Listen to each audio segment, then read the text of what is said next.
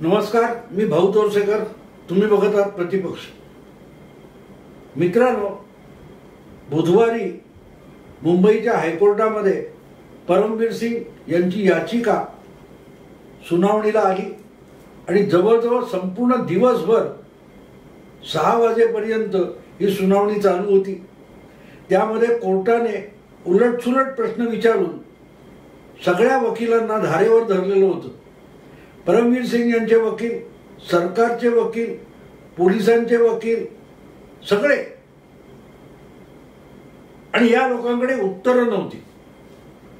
त्यामुळे या सुनावणीच्या निमित्ताने चॅनेलवर वगैरे आलेल्या बातम्या मी बघत होतो तेव्हा मला गंमत वाटत होती. जणू काय परमवीर हा महाराष्ट्र सरकारपेक्षा वेगळा आहे अशा पद्धतीत या बातम्या देत होत्या. परमवीर सिंगांना सवाल, परमवीर सिंगांना दणका, परमवीर सिंगांना अमुक, वाह, परमवीर सिंगांना हादरा. परमवीर सिंग कोण होते? मुंबईचे पोलीस आयुक्त होते ना. काल परवापर्यंत बदली करण्यापर्यंत त्याच परमवीर सिंग यांचा बचाव कोण मांडत होता? महाविकास आघाडी मांडत होती, मुंबईची माध्यमं मांडत होती. पण आता जसा कोणालाही वाझे आपला म्हणायचा नाहीये तसाच प्रत्येकाला परमवीर सिंग आपला वाटत नाही. पण तो विषय बाजूला ठेवू. मला आज वेगळा विषय मांडायचा आहे. तो असा की परमवीर सिंग हा मुंबईच्या आयुक्त पदापर्यंत जाऊन पोहोचलेला आणि एक प्रकारे दर्जा बघितला तर महाराष्ट्राचा पोलीस प्रमुख या दर्जाचा माणूस म्हणून परमवीर सिंग काम करत होते.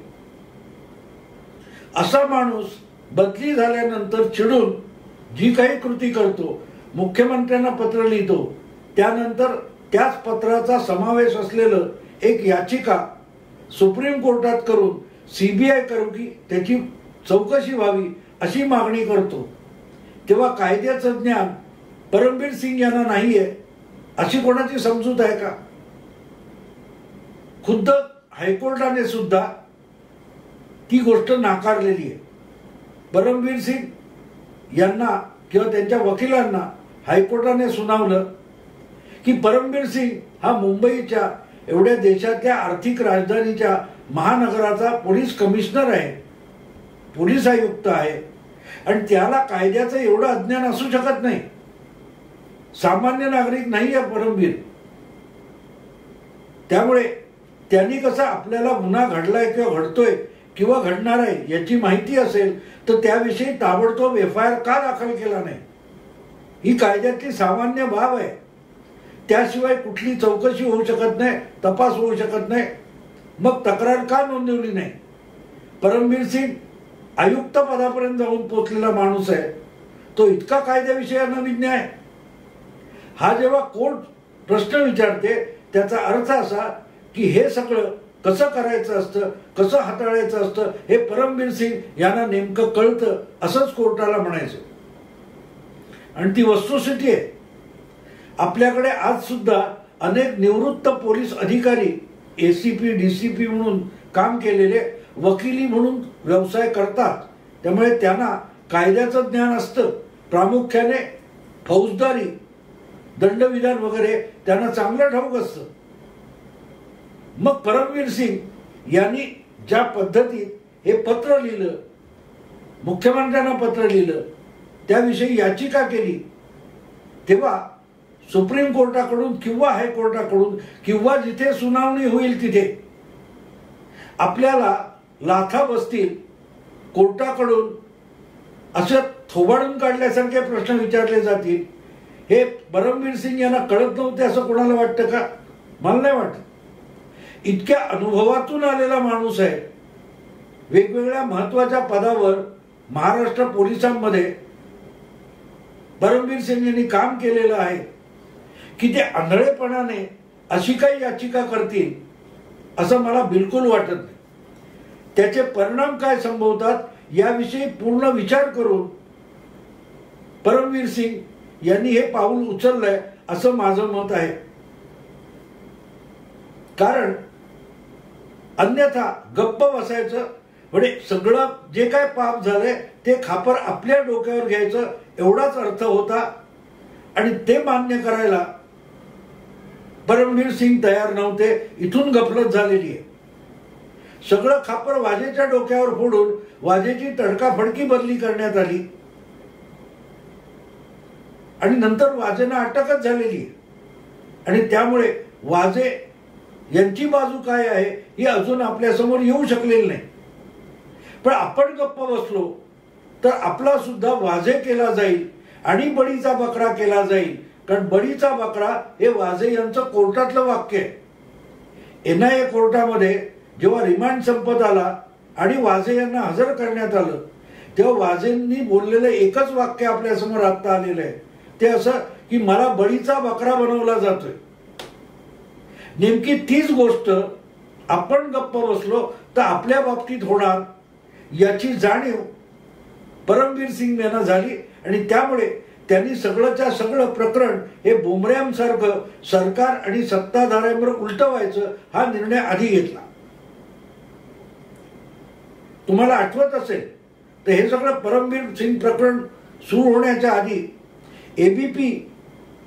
एबीपी माझा या चॅनेलच्या एका कार्यक्रमामध्ये गृहमंत्री अनिल देशमुख यांची मुलाखत घेण्यात आली होती. त्या चॅनेलचे प्रसन्न जोशी आणि लोकमत या वृत्तसमूहाचे अध्यक्ष विजय दर्डा या दोघांनी ती मुलाखत घेतली होती. आणि त्यामध्ये परमवीर सिंग यांच्या बदलीचा प्रश्न विचारला गेला. वास्तविक कुठलाही शहाणा गृहमंत्री असता तर तुम्हाला हे प्रकरण आता वादग्रस्त आहे, मी त्याच्यावर जाहीर विधान करणार नाही असं म्हणून बाजूला झाला असता. पण अनिल देशमुख हे सुद्धा जणू काय सामनाच्या संपादकांचे सख्खे बंधू असल्यासारखं त्यांनी आपलं तोंड पाटीलकी केली आणि गंभीर चुका झालेल्या आहेत आणि आयुक्तांकडून गंभीर चुका आहेत म्हणूनच शिक्षेसारखी ही बदलीची कारवाई केली आहे असं विधान केलं. आणि तिथून सगळी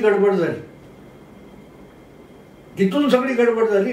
कारण हे अनिल देशमुख गृहमंत्री यांचं विधान ऐकल्यानंतर त्याचा उल्लेख सुद्धा याचिकेमध्ये परमवीर सिंग यांनी केलेला आहे.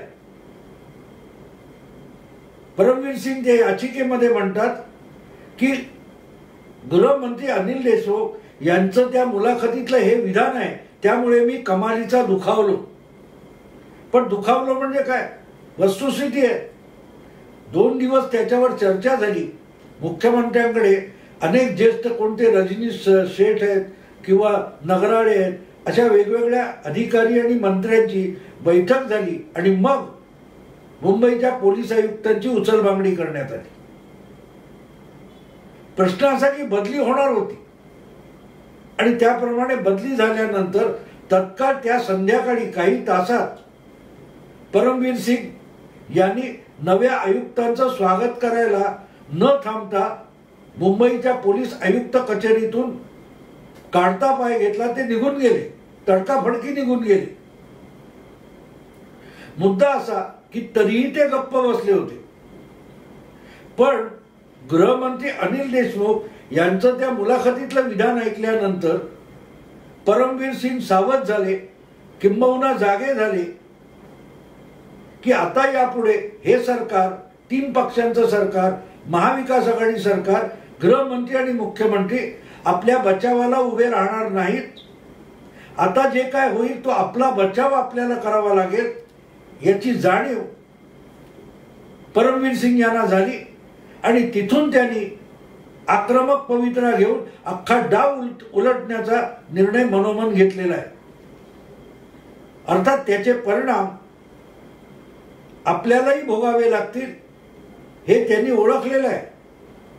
पण एकट्याने सगळे परिणाम भोगायचं म्हणजे बळीचा बकरा व्हायचं. सचिन वाजे काय म्हणतात, मला बळीचा बकरा बनवला जातोय. याचा अर्थ असा की जे काय घडलंय त्याच्यात मी एकटा नाही, सगळे आहेत. पण बळी मात्र माझा एकट्याचा दिला जातोय, गुन्हेगार मला एकट्याला ठरवला जातोय असं वजे यांचं म्हणणं आहे. ते एक वाक्य वजे बोललेत. किंवा अटक होण्यापूर्वी आणि ठाण्याच्या कोर्टाकडून अटकपूर्व जामीन नाकारला जाण्यानंतर त्यांनी जो स्टेटस आपल्या व्हॉट्सअपवर टाकला की आता जगाचा निरोप घेण्याची वेळ आली आहे,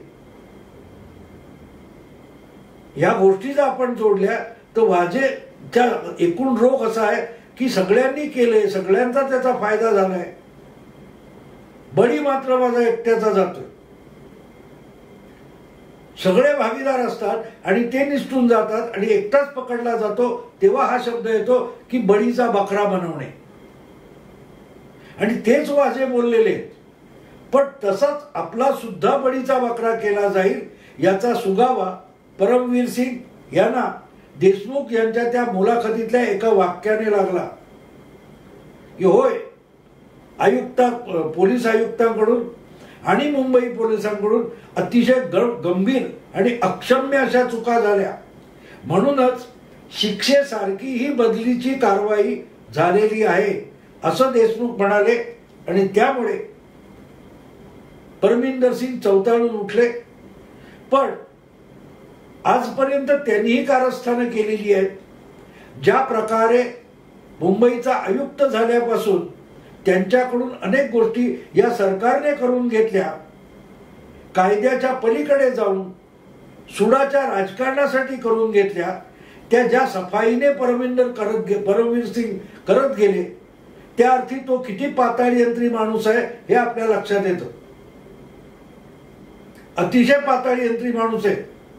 त्यामुळे आपण जर फसणार असू तर आपण एकटं फसायचं नाही.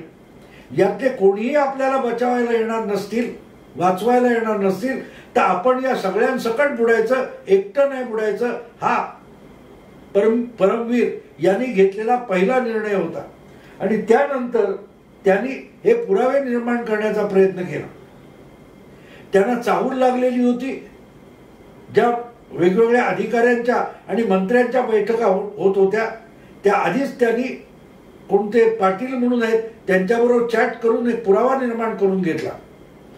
मुद्दा असा आहे मित्रांनो, हे सगळं आपण या इतर वेळेला बोललेलं, पण इथे एक गोष्ट लक्षात घेण्यासारखी आहे की हा इतका हुशार माणूस आणि पाताळयंत्री माणूस न्यायालयात असं काही घेऊन गेलो तर आपल्याला लाथा बसतील हे ओळखू शकला नाही. शक्यच नाही मित्रांनो, शक्य नाही. अर्णब गोस्वामीला चुकीच्या गोष्टी उकरून काढून अडकवणारे 3 वर्षापूर्वीच्या आत्महत्येचं प्रकरण उकरून त्यामध्ये अर्णबला गोवायचं, TRPच्या केसमध्ये इंडिया टुडेचं नाव असताना रिपब्लिकचं नाव घालून सराईतपणे अर्णबला कुभांड आणून रचून त्यात फसवायचं, इतकं पाताळयंत्री कारस्थान यशस्वीपणे करणारा एक माणूस आणि इतक्या लाखो लोकांच्या आणि मीडियाच्या डोळ्यात धूळ फेकणारा परमवीर यांच्यासारखा माणूस हा एवढ्याशा गोष्टीत फसेल, अजिबात शक्य नाही मित्र. आपण फसणारच आहोत आणि आता आपली सुटका नाही.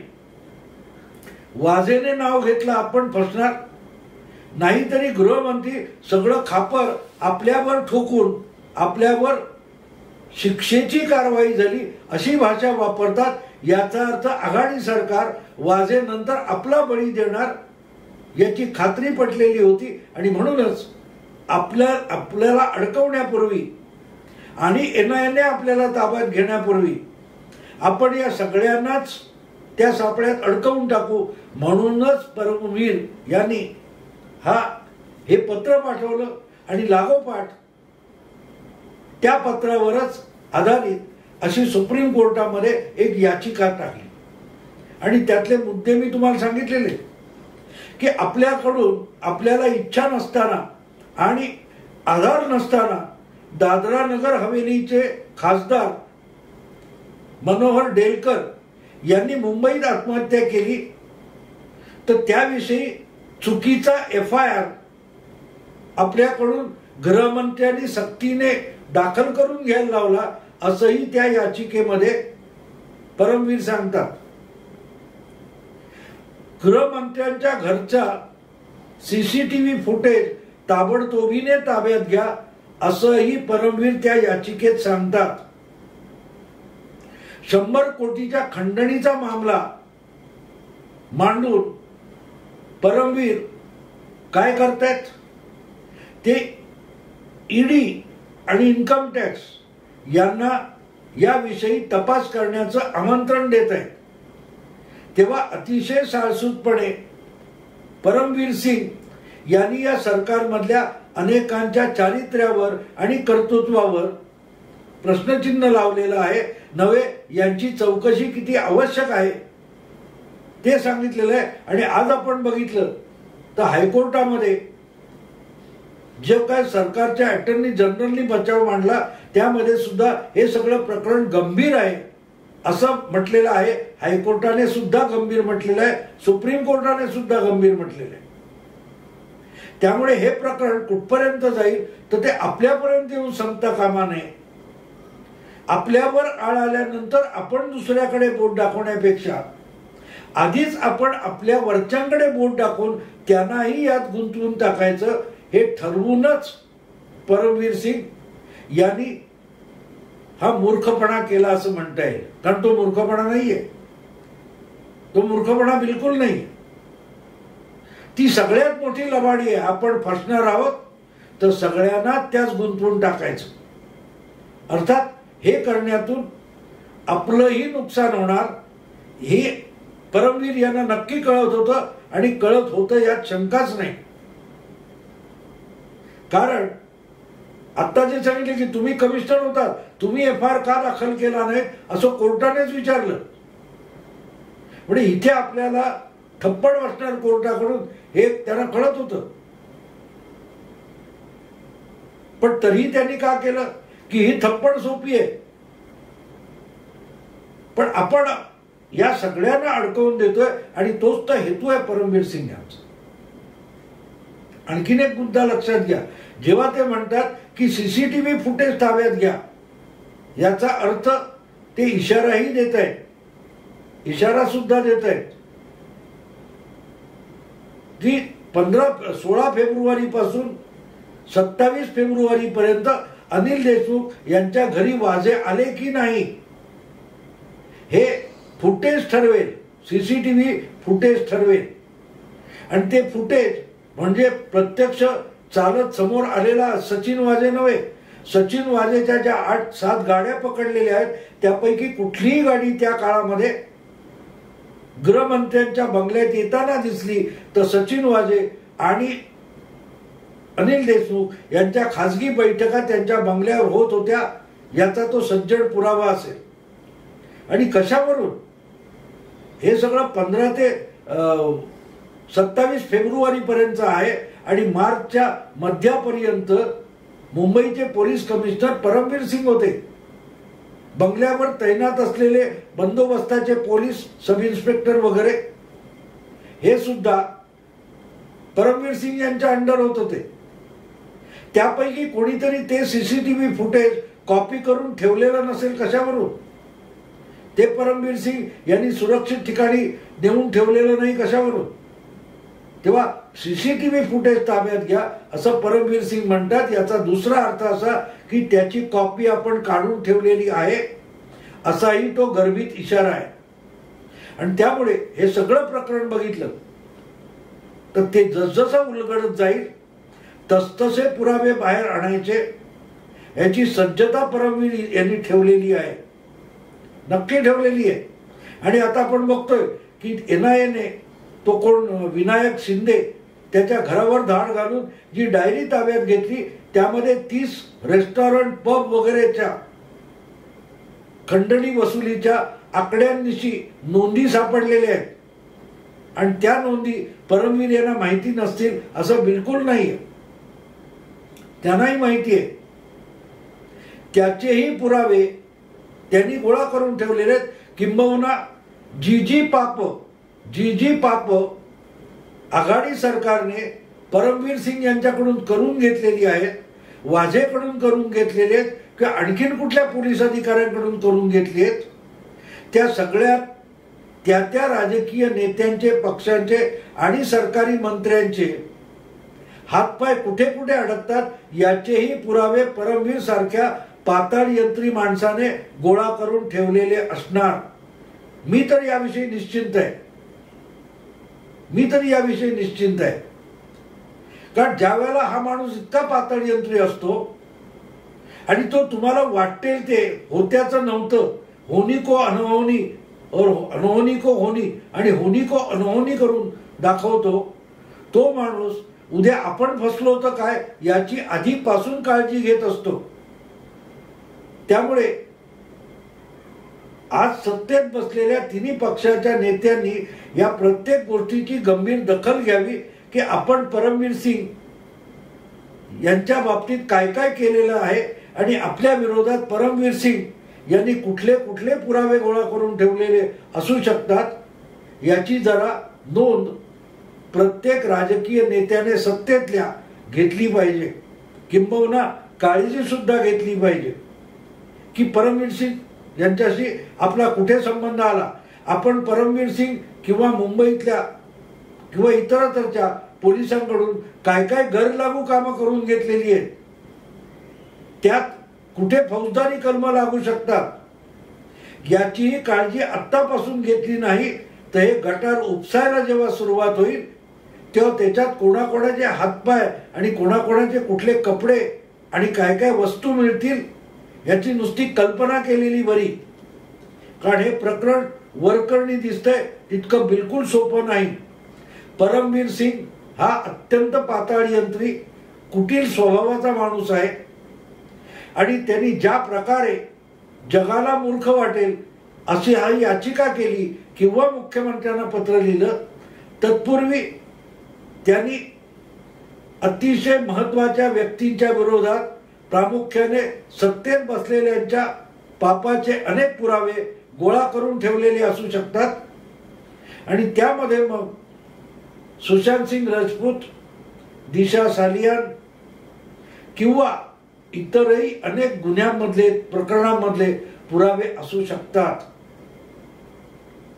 जेव्हा परमवीर सिंग यांना या प्रकरणाचा गळफास लागायची वेळ येईल तेव्हा त्यातले काय काय पुरावे परमवीर सिंग बाहेर आणतील ते आपल्याला दिसणार आहे. आणि तुम्हाला माहिती आहे मित्रांनो की मी गेले 15-20 दिवस या प्रकरणावर जेव्हा जेव्हा बोलतोय तेव्हा सांगतोय की बात निकली है तो बहुत दूर तक जाएगी. हे प्रकरण वरकरणी दिसतंय तेवढं राजकीय सत्ताधारी आणि विरोधक आणि राजकारण एवढ्या पुरतं नाही. हे प्रकरण फार मोठं आहे, फार गुंतागुंतीचं आहे आणि जितके त्याचे धागे उलगडत जातील तेवढे आणखीन प्रश्न आणि शंका आणि संशयाचं जाळं दाट होत जाणार आहे.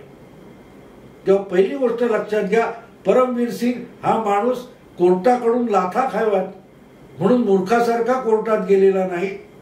त्याने लावलेला हा सापळा आहे, जाळं आहे, जंजाळ आहे आणि त्यामध्ये हे सरकार, महाआघाडी सरकार जितकं त्याचा इन्कार करत जाईल तितकं अडकत जाणार आहे हे लक्षात घ्या.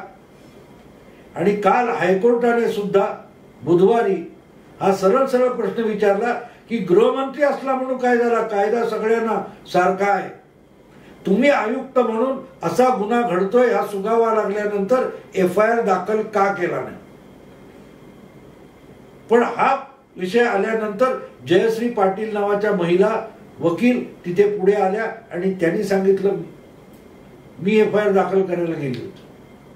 म्हणजे किती तयारी आणि सज्जता आहे याची नुसती कल्पना करा. मी हे धागेदोरे तुमच्या समोर मांडतोय, अजून ते जुळायला सुरुवात झालेली नाही, पण किती धागेदोरे आहेत बघा मित्रांनो. ह्याच्या गाठी कुठे कुठे बसणार आहेत आणि त्या गाठीमध्ये कोणाकोणाला गळफास लागणार आहे हे आज सुशांत सिंगच्या आत्महत्ये इतकंच गूढ आहे. बघू काय होतं ते पुढे. आज मी एवढंच सांगेन की परमवीर सिंग हा कोर्टाकडून लाथा खायला कोर्टात गेलेला, कोर्टाची पायरी चढलेला मूर्ख माणूस बिलकुल नाही. तो अत्यंत पाताळ यंत्री आणि कुटील स्वभावाचा माणूस आहे. तेव्हा सत्तेत बसलेल्या मित्रांनो आत्तापासून सावध व्हा.